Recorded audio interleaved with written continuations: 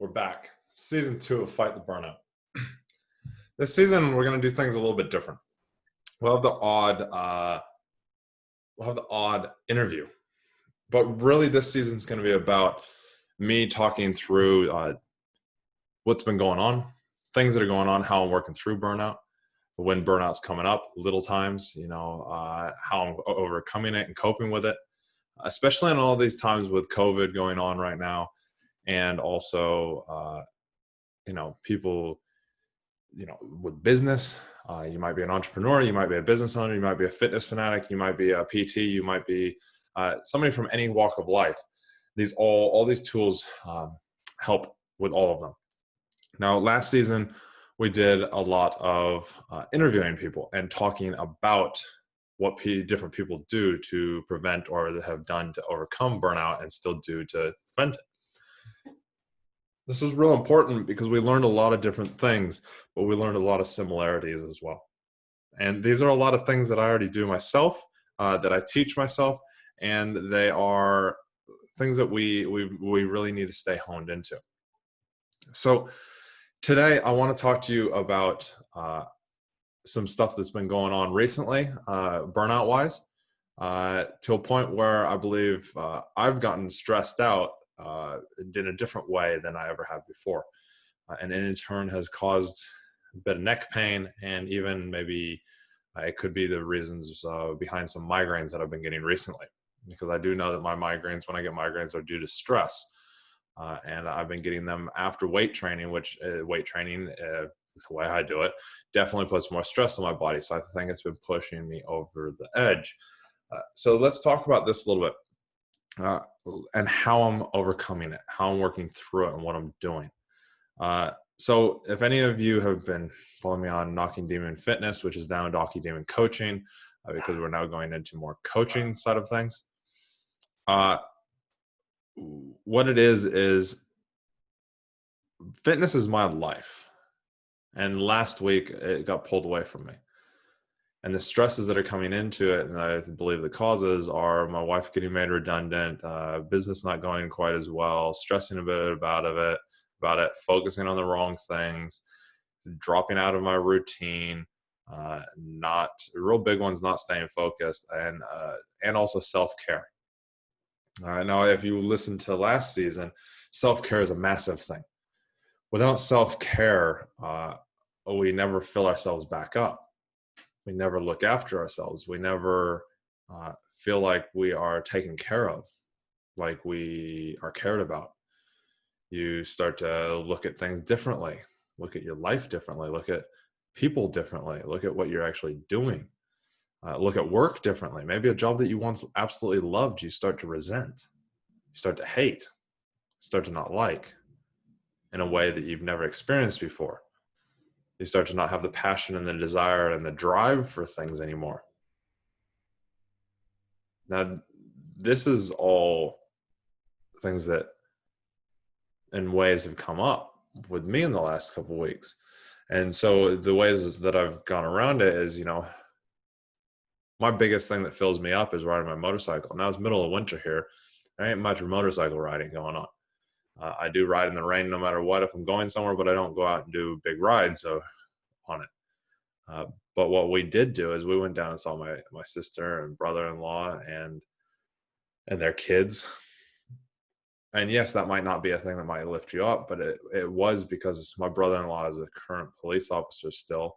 And I managed to be able to talk with him, managed to be even able to go out and, go run around with him for part of a night shift, and managed to be able to actually do some things that weren't my normal tank filling activity. He's got a gym in his garage, so we're able to do that.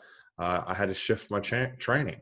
I've had to shift. I've had to, take a different route, because heavy weightlifting hasn't been working for me. So now what I'm having to do is having to do more HIIT stuff. And I started running down there again. I ran in a couple months. And so it's about shifting and changing. And in these times of, with COVID, and I know New Zealand here, we're very blessed to be able to go out and walk around and go do things. I know in America, even, in my home country, I think people are going backwards. they're putting people into full lockdown like we did here in New Zealand. And so they've gone backwards with the whole COVID thing. So your normal things that you're able to do to fill yourself back up and enlighten yourself and have passion for things again have been stripped away from you. You're not actually allowed to do. And this can be a real big detriment for those, especially with any kind of mental health stuff going on, whether that be depression, anxiety. Maybe you're getting anxious that this is the end, or anxious that, oh my God, I can't leave the house, or anxious that, oh my God, I'm going to get COVID, I'm going to die, or a family member is going to get COVID and die. And the biggest way to counter this, and one of the main ways that I've found to counter this, is you shift. Yes, right now, winter, and it's every year, can't go out for a ride on my motorcycle. And even weightlifting has been taken away. So those are two things that are really close to my heart. But what we do is we shift. So like this morning, tested it out. I did some HIIT circuit. Pushed myself, but held myself back a little bit because I didn't, easing into it. The other thing I'm doing is I'm doing a little bit more meditation work. I fell off the wagon of telling myself things I'm grateful for in the morning when I first wake up. Started to do that again. We all can go, it's okay to go backwards sometimes, because as I like to think of it, is going backwards is not actually going backwards. It's springing yourself to go forward faster. So this is why taking care of yourself is very, very important. If you're not taking care of yourself, then how can you take care of somebody else? How can you be at work and fully 100% prepare somebody for something? Or maybe be at work and actually do your job at 100%. Maybe you're doing 12-hour days, but you're like, this is really burning me out. Have you tried actually taking care of yourself a little bit before you go to work, or taking care of yourself wholly on the weekend? And that way you can be singularly focused. And when I say take care of yourself, I mean do things that are just for you. Not go to the store, go to the grocery store, or buy something for your partner, or do something for the kids, or do something with the kids. Do something for you. Because when you are able to do the thing that's for you, and it's done and it's out of the way, and you're full and you feel alive, you can then come home or go to work, and you can actually be fully focused in what you're actually doing. And how I did this the other day, my dog was in ICU. Long story, won't get into it, but she ate some mushrooms that she shouldn't have. And we all know what mushrooms can do to people. Well, it was doing it to the dog. And the thing is that what this did is it actually forced me to step back and take some time. And so I came home from seeing the dog, and I took some time for myself. 3 kids under 10 running around, in-laws there. Kids want to play PlayStation, and they want to do all this different stuff. I literally sat down. The PlayStation wasn't on. I sat down, I grabbed the PlayStation, I put Gran Turismo on, I put my headphones on, I put my music on, I played PlayStation. Now the kids came up to me and they're like, Uncle Chris, can I play the PlayStation with you as well? I was like, no. Uncle Chris needs to play the PlayStation a little bit here. In a minute, you'll be able to play with me. We can do it. Now, some that are listening might be like, holy cow, you're a dick. Why wouldn't you let the kids play? No, I needed me time. And as a parent, you can do the same thing as well. And the more you do it, the more the kids realize that it's okay. It's okay to take me time. And it actually trains them at a young age to go, okay, cool. At times I need to take some me time. I need to step away. I need to back off, and I need to relax for a minute. We're all go, go, go, go, go, go, go so much that we never stop. We never go, what do I need? Because once you actually can hit your needs, not in a way where you are detrimenting somebody else or where you're taking away from their needs, but you're actually wholeheartedly in your needs, you can then come to those kids and you can be there. I did it. I played PlayStation with my headphones on for about 10, 15 minutes. About 10 minutes playing it. I was like, okay, cool. And then I was like, okay, cool. To my nephews, I was like, okay, here's the other remote. You can play. You pick what you want. You play. I'm just going to be here, and I'm just going to play. I don't care what we do. They're like, oh, Uncle Chris, do you want to play? Do you want to do this track? I was like, I don't mind. You pick. I'll pick my car and we'll just race. And I kept my headphones on. Again, taking that next step to now still looking after me, but now actually being able to be there for them. And then about 15, 20 minutes later, I was able to take my headphones off and I was able to fully 100% be there for them. And that's how I dealt with, with my dog being in ICU and filling myself up. The other thing I did is I went for a few runs while I was down there just to get out of the house, clear my head. Me time. So the biggest question that we have for ourselves is, what do we do for us? And if you can't wholeheartedly tell me that what you're doing for you is a wholeheartedly 100% for you, if it's not for anybody else, you're not doing the right thing. I say it to people all the time. You need to be selfish. You need to be selfish so you can actually be there for somebody else. Tony Robbins gives a really good analogy, and I know many other people use the same analogy, and I use it as well, is think about when you board an airplane. Oh, to board an airplane right now. But when you board an airplane, what do the air hostesses say? Can you remember back to when you boarded an airplane and you did the safety briefing? Maybe you haven't been on an airplane before, but this is what they say. When the oxygen mask drops from the roof or from the cabin, take your oxygen mask, put it on first, and then help those next to you. The reason is, if we think about this and we analyze it and we break it down, it's very similar to what we need to think about for our whole lives. Filling our tank is the oxygen mask. That thing that you do, that you enjoy, that you love more than anything, that fills you up, that makes you happy. For me, it's gym. For me, it's going for a motorcycle ride, getting out on the road and seeing the scenery. It's going for a swim. It's sometimes going for a run. It's catching up with friends even sometimes. The friends that I want to catch up with. It's literally just sitting on the deck and looking outside and meditating. It's reminding myself why I'm so grateful, why I'm so lucky, you could call it. Taking a moment, just taking it in, going for a hike, going for a hunt. These are some things that I do. And when you have these things and you actually take them and you use them, it's like putting that oxygen mask on. When you actually go do them, by you being selfish, you're actually putting that oxygen mask on yourself. Now, once that oxygen mask is on yourself, you can help somebody else, and instantly you have recovered twice as fast by putting that oxygen mask on yourself. Then you put it onto the person next to you, and you put it onto the person on the other side, and all three of you are recovered extremely quickly. Now let's think about what most people in society do. What most people in the world do, and I would say what most people are doing, especially right now with COVID. Some are probably finding that they're doing more stuff for themselves than they realize now because you're locked inside. But here in New Zealand, we're back to normal. We're back around and around. People are losing jobs left, right, and center.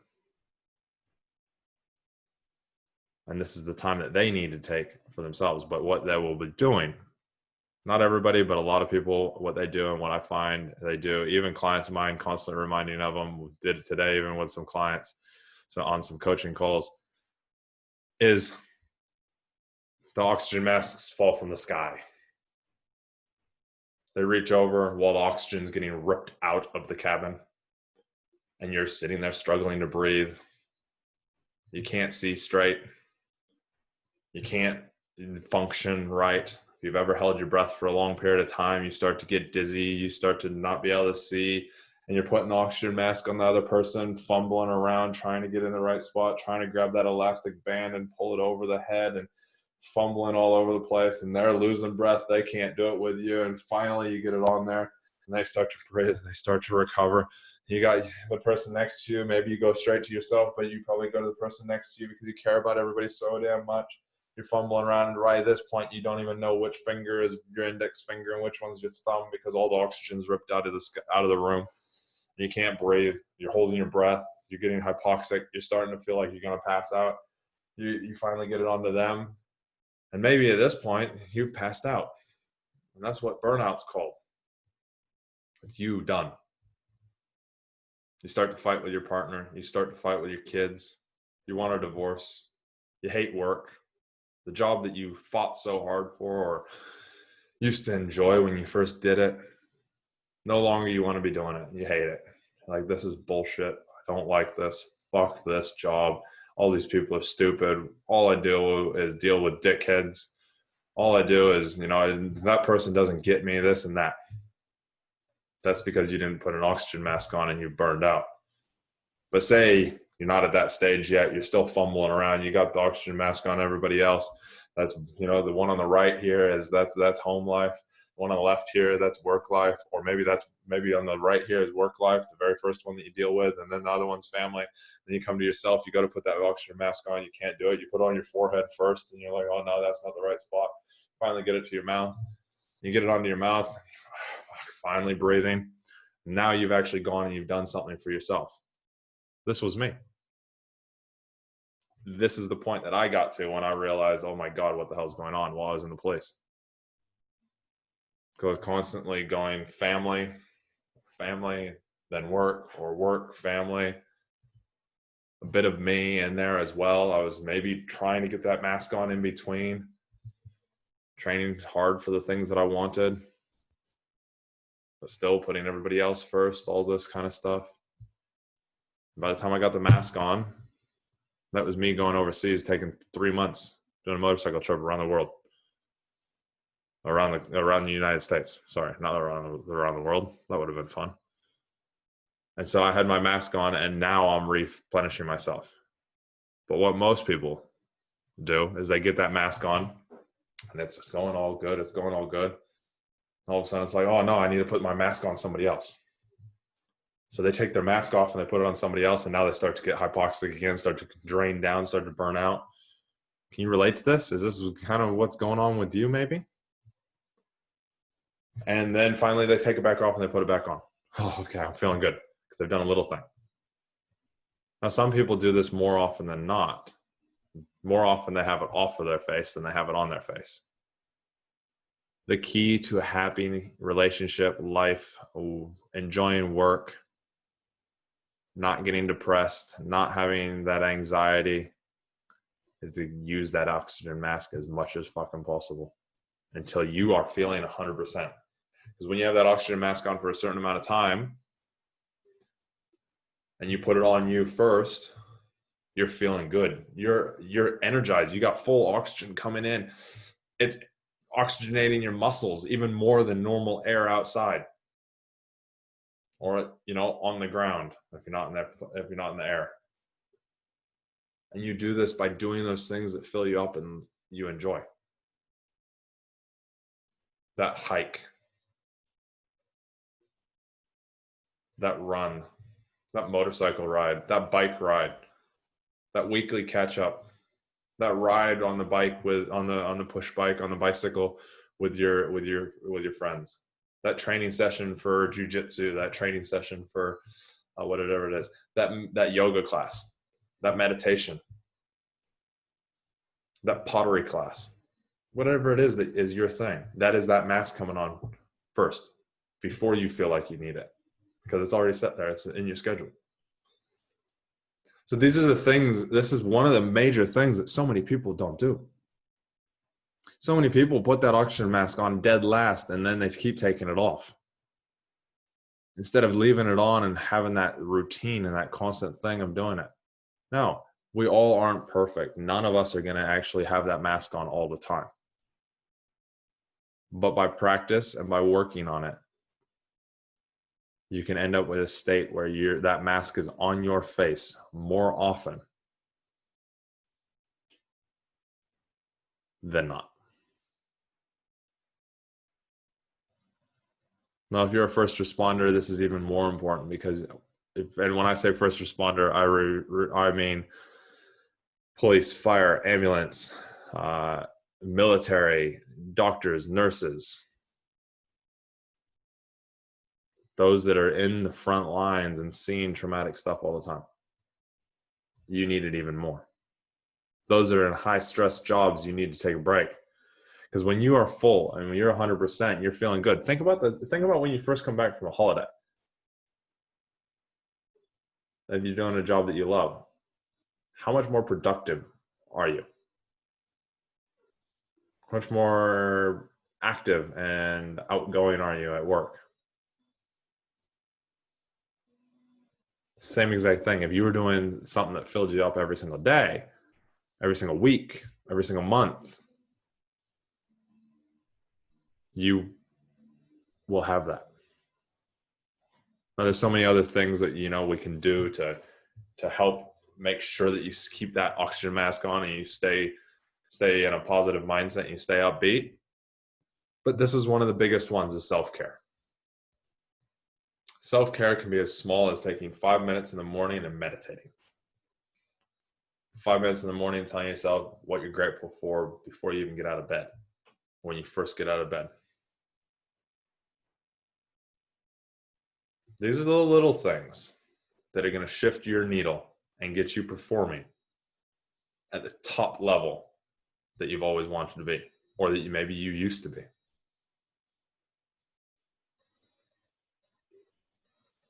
Now, this is another episode of Fight the Burnout, and I hope you learned something. I hope you've taken away from this and you are going to actually go do something. What I want you to do is sit down right now. If you're in your car, I want you to think about it, or pull over, even better. I want you to write down 3 things that you're going to now do for yourself this week. 3 things you're going to put in your schedule and you're going to go, enough is enough. I need to put my oxygen mask on. I'm going to make a difference. And if you feel like you already have your oxygen mask on, write down the 3 things that are non-negotiable that you will not get rid of so that oxygen mask stays on. This is going to be a needle mover for you. So get out there, get it done. Remember, train that mind really, train it hard so that you keep making tests in your life easy. Because this year is one big ass test. And at the end of the day, it's going to be hard. Stop giving a fuck that it is hard. Life is not going to be easy. Keep pushing. Dust yourself off if you're at the bottom and you feel like you can't find your oxygen mask. Remember, you can make it. Dust off, stand up, write 3 things or at least 1 thing that you're going to do regularly each week or each day to fill yourself back up. So, till next time. Remember, this is Fight the Burnout. Like, subscribe, comment, share. If you enjoyed this tool, if you enjoyed this episode, really please give it a like, give it a share, subscribe for next week so we can give you some more. But share it out there, get it out there, because these are the things that are going to be helpful for you to perform at the highest level. So you stop feeling like you're alone and feeling like, what's the point? Shift it, make it happen. Give us a comment. Let us know what happens. Let us know what comes out of you implementing this in. Anyways, till next time, we love you. Always keep pushing. Never give up. And we will talk to you very soon. Love you long time.